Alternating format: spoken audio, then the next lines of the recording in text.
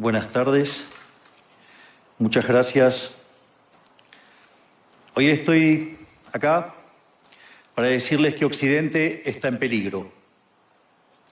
Está en peligro porque aquellos que supuestamente deben defender los valores de Occidente se encuentran cooptados por una visión del mundo que inexorablemente conduce al socialismo y, en consecuencia, a la pobreza. Lamentablemente, en las últimas décadas, motivados por algunos deseos bien pensantes de querer ayudar al prójimo y otros por el deseo de pertenecer a una casta privilegiada, los principales líderes del mundo occidental han abandonado el modelo de la libertad por distintas versiones de lo que llamamos colectivismo. Nosotros estamos acá para decirles que los experimentos colectivistas nunca son la solución a los problemas que aquejan a los ciudadanos del mundo, sino que, por el contrario, son su causa. Créanme, nadie mejor que nosotros los argentinos para dar testimonios de estas dos cuestiones. Cuando adoptamos el modelo de la libertad, allá por el año 1860, en 35 años nos convertimos en la primer potencia mundial, mientras que cuando abrazamos el colectivismo, a lo largo de los últimos 100 años, vimos cómo nuestros ciudadanos comenzaron a empobrecerse sistemáticamente hasta caer en el puesto número 140 del mundo. Pero antes de poder dar esta discusión, sería importante que primero viéramos los datos que sustentan por qué el capitalismo de libre empresa no solo es un sistema posible para terminar con la pobreza del mundo, sino que es el único sistema moralmente deseable para lograrlo. Si consideramos la historia del progreso económico, podemos ver cómo desde el año 0 hasta el año 1800 aproximadamente, el PBI per cápita del mundo prácticamente se mantuvo constante durante todo el periodo de referencia.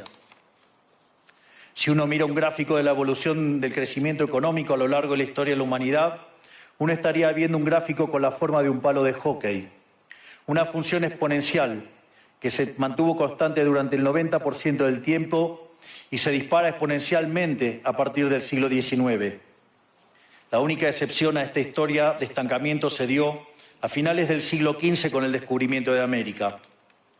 Pero salvando esta excepción, a lo largo de todo el periodo entre el año 0 y el año 1800, el PBI per cápita a nivel global se mantuvo estancado.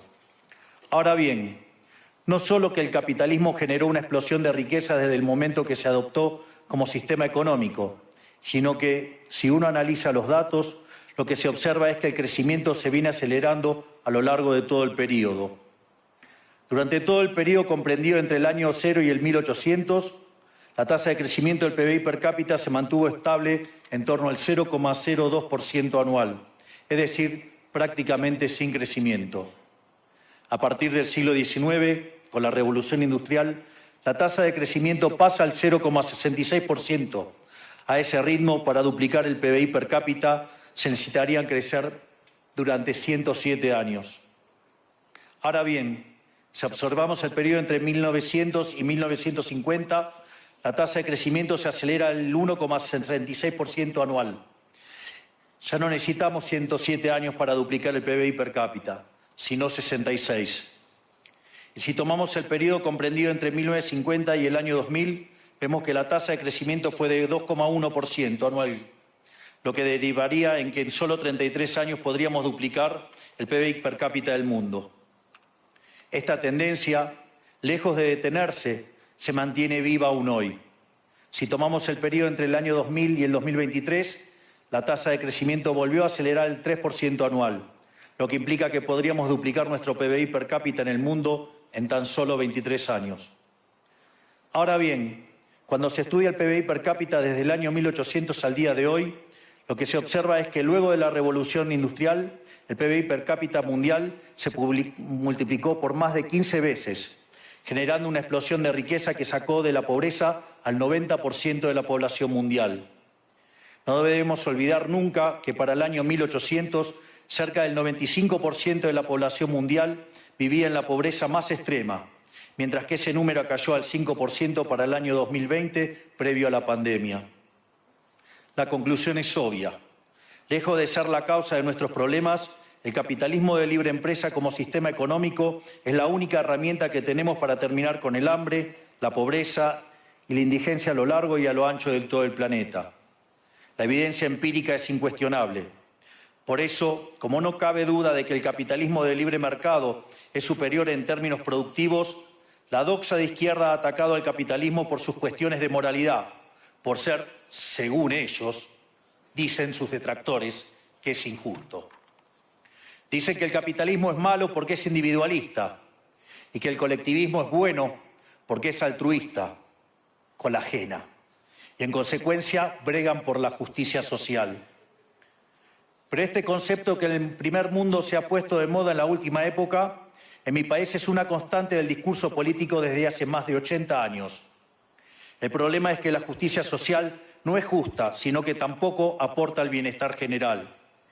Muy por el contrario, es una idea intrínsecamente injusta, porque es violenta. Es injusta porque el Estado se financia a través de impuestos y los impuestos se cobran de manera coactiva. ¿O acaso alguno de nosotros puede decir que paga los impuestos de manera voluntaria? Lo cual significa que el Estado se financia a través de la coacción y que a mayor carga impositiva, mayor es la coacción, menor es la libertad. Quienes promueven la justicia social parten de la idea de que el conjunto de la economía es una torta que se puede repartir de una manera distinta. Pero esa torta no está dada, es riqueza que se va generando en lo que, por ejemplo, Israel Kirzler llama un proceso de descubrimiento de mercado. Si el bien o servicio que ofrece una empresa no es deseado, esa empresa quiebra a menos que se adecúe a lo que el mercado le está demandando. Si genera un producto de buena calidad a un buen precio atractivo, le va a ir bien y va a producir más. De modo que el mercado es un proceso de descubrimiento en el cual el capitalista encuentra sobre la marcha el rumbo correcto. Pero si el Estado castiga al capitalista por tener éxito y lo bloquea en este proceso de descubrimiento, destruye sus incentivos y las consecuencias de ello es que va a producir menos y la torta será más chica, generando perjuicio para el conjunto de la sociedad. El colectivismo, al inhibir estos procesos de descubrimiento y al dificultar la apropiación de lo descubierto, ata al emprendedor de las manos y le imposibilita producir mejores bienes y ofrecer mejores servicios a un mejor precio. ¿Cómo puede ser entonces que desde la academia, los organismos internacionales, la política y la teoría económica se demonice un sistema económico que no solo ha sacado de la pobreza más extrema al 90% de la población mundial y lo hace cada vez más rápido, sino que además es justo y moralmente superior? Gracias al capitalismo de libre empresa, hoy el mundo se encuentra en su mejor momento. No hubo nunca en toda la historia de la humanidad un momento de mayor prosperidad que el que vivimos hoy. El mundo de hoy es más libre, más rico, más pacífico y más próspero que en cualquier otro momento de nuestra historia. Esto es cierto para todos, pero en particular para aquellos países que son libres, donde respetan la libertad económica y los derechos de propiedad de los individuos. Porque aquellos países que son libres son 12 veces más ricos que los reprimidos. El decil más bajo de la distribución de los países libres vive mejor que el 90% de la población de los países reprimidos. Tiene 25 veces menos cantidad de pobres en el formato estándar y 50 veces menos en el formato extremo. Y por si eso fuera poco, los ciudadanos de los países libres viven un 25% más que los ciudadanos de los países reprimidos. Ahora bien, para entender qué venimos a defender es importante definir de a qué hablamos nosotros cuando hablamos de libertarismo.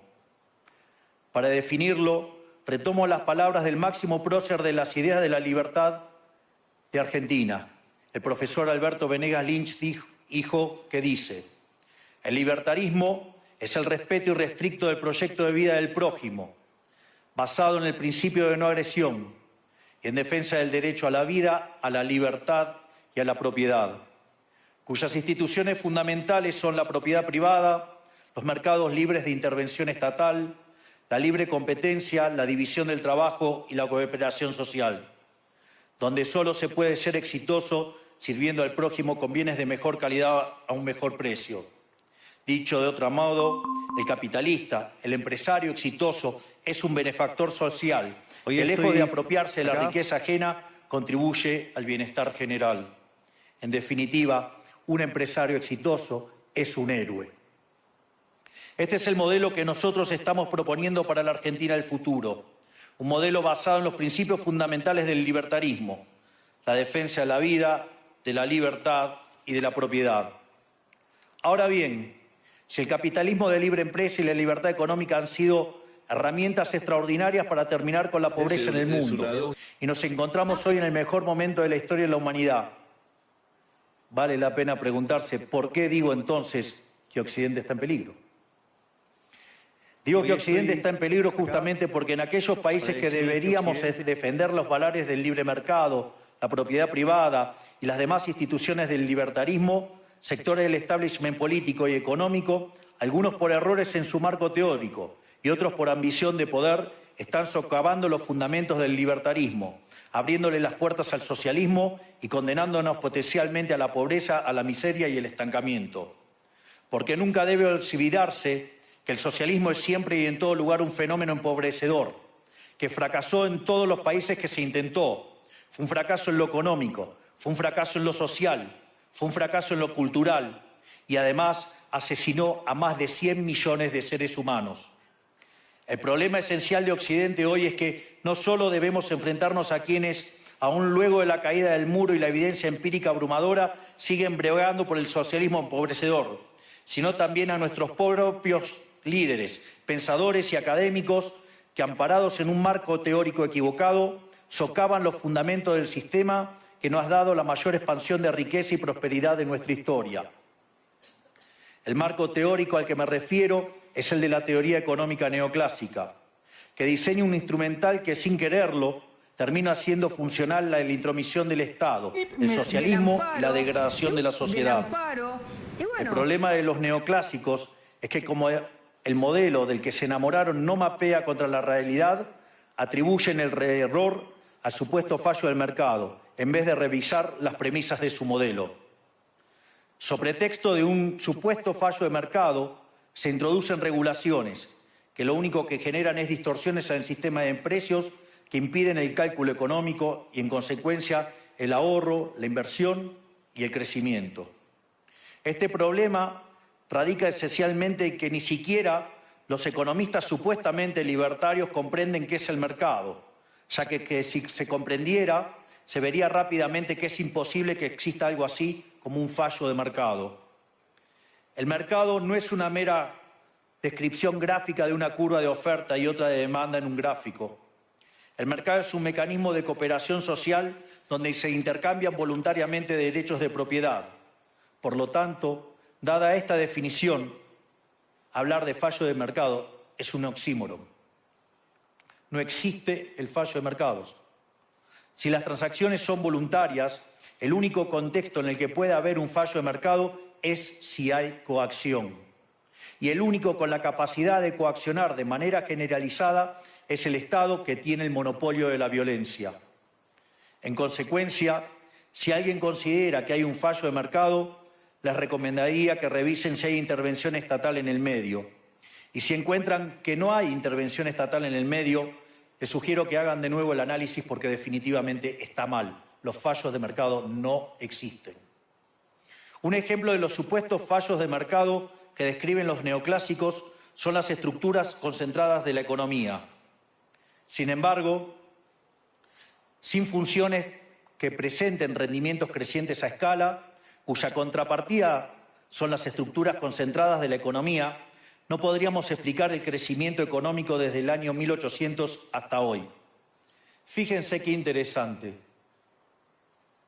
Desde el año 1800 en adelante, con la población multiplicándose más de 8 o 9 veces, el producto per cápita creció más de 15 veces. Es decir, existen rendimientos crecientes. Eso llevó la pobreza extrema del 95% al 5%. Sin embargo, esas presencias de rendimientos crecientes implican estructuras concentradas, lo que se llamaría, por ejemplo, un monopolio. ¿Cómo puede ser que algo que haya generado tanto bienestar para la teoría neoclásica, eso es un fallo de mercado? Economistas neoclásicos, salgan de la caja. Cuando el modelo falla, no hay que enojarse con la realidad, hay que enojarse con el modelo y cambiarlo. El dilema que enfrenta el modelo neoclásico es que dicen querer perfeccionar el funcionamiento del mercado atacando lo que ellos consideran fallos, pero al hacerlo no solo abren las puertas del socialismo, sino que atentan contra el crecimiento económico. Ejemplo, regular monopolios, destruirle las ganancias y destrozar los rendimientos crecientes, automáticamente destruiría el crecimiento económico. Dicho de otro modo, cada vez que ustedes quieran hacer una corrección de un supuesto fallo de mercado, inexorablemente, por desconocer lo que es el mercado o por haberse enamorado de un modelo fallido, están abriendo las puertas al socialismo y están condenando a la gente a la pobreza. Sin embargo, frente a la demostración teórica de que la intervención del Estado es perjudicial, la evidencia empírica de que fracasó porque no podía ser de otra manera, la solución que propondrán los colectivistas no es mayor libertad, sino es que es mayor regulación, generando una espiral descendente de regulaciones hasta que todos seamos más pobres y a la vida de todos nosotros dependa de un burócrata sentado en una oficina de lujo. Dado el estrepitoso fracaso de los modelos colectivistas y los innegables avances del mundo libre, los socialistas se vieron forzados a cambiar su agenda. Dejaron atrás la lucha de clases basada en el sistema económico para reemplazarla por otros supuestos conflictos sociales igual de nocivos para la vida en comunidad y para el crecimiento económico. La primera de estas nuevas batallas fue la pelea ridícula y antinatural entre el hombre y la mujer. El libertarismo ya establece la igualdad entre los sexos. La piedra fundacional de nuestro credo dice que todos los hombres somos creados iguales, que todos tenemos los mismos derechos inalienables otorgados por el Creador, entre los que se encuentran la vida, la libertad y la propiedad. En lo único que devino esta agenda del feminismo radical es en mayor intervención del Estado para entorpecer el proceso económico, darle trabajo a burócratas que no le aportaron nada a la sociedad, sea en formato de ministerios de la mujer o organismos internacionales dedicados a promover esta agenda. Otro de los conflictos que los socialistas plantean es del hombre contra la naturaleza.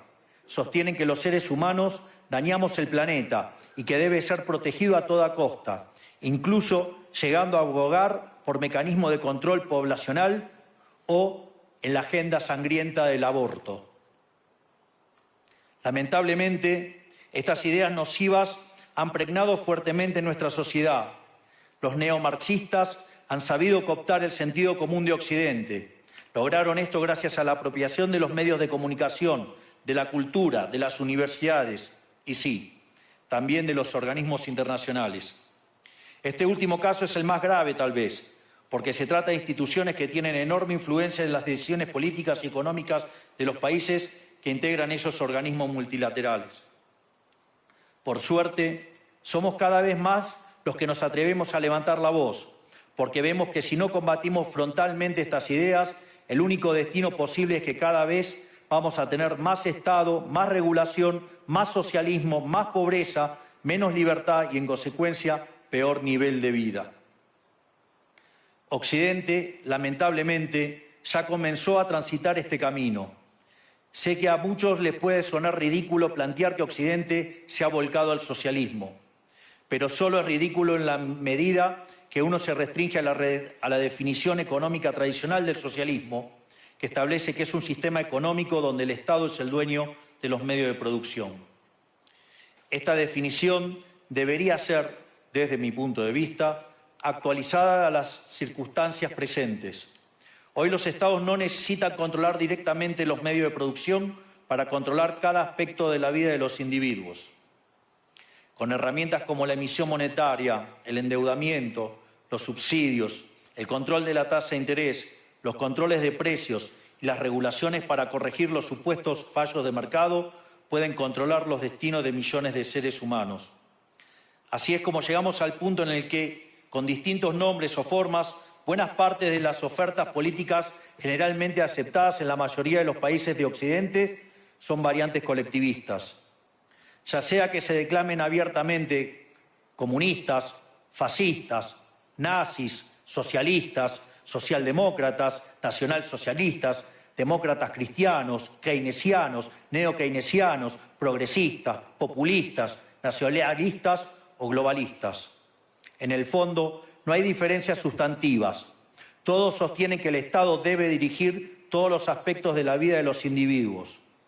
Todas definen un modelo contrario al que llevó a la humanidad al progreso más espectacular de su historia. Nosotros venimos hoy aquí a invitar a los demás países de Occidente a que retomemos el camino de la prosperidad. La libertad económica, el gobierno limitado y el respeto irrestricto de la propiedad privada son elementos esenciales para el crecimiento económico. Este fenómeno de empobrecimiento que produce el colectivismo no es una fantasía, ni tampoco fatalismo. Es una realidad que los argentinos conocemos muy bien desde hace por lo menos 100 años.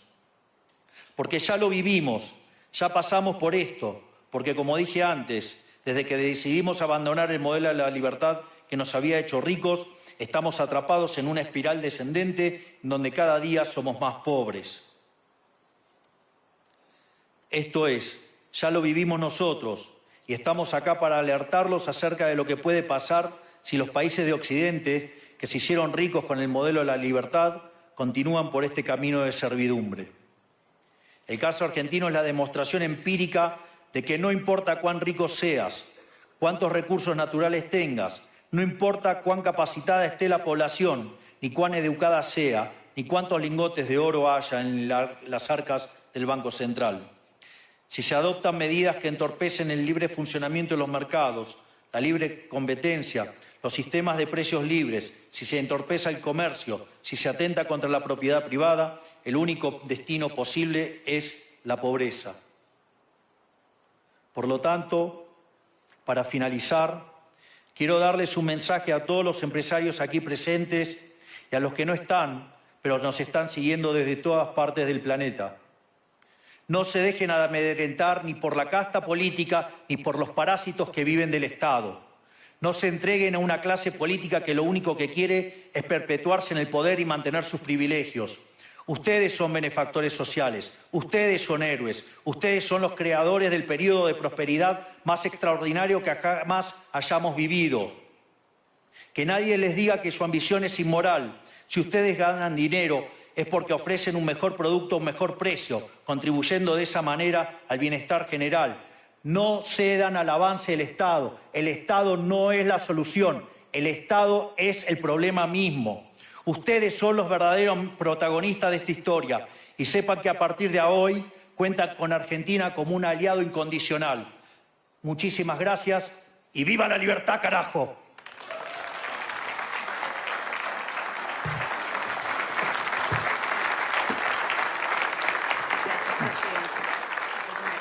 Vamos a salir por la derecha también.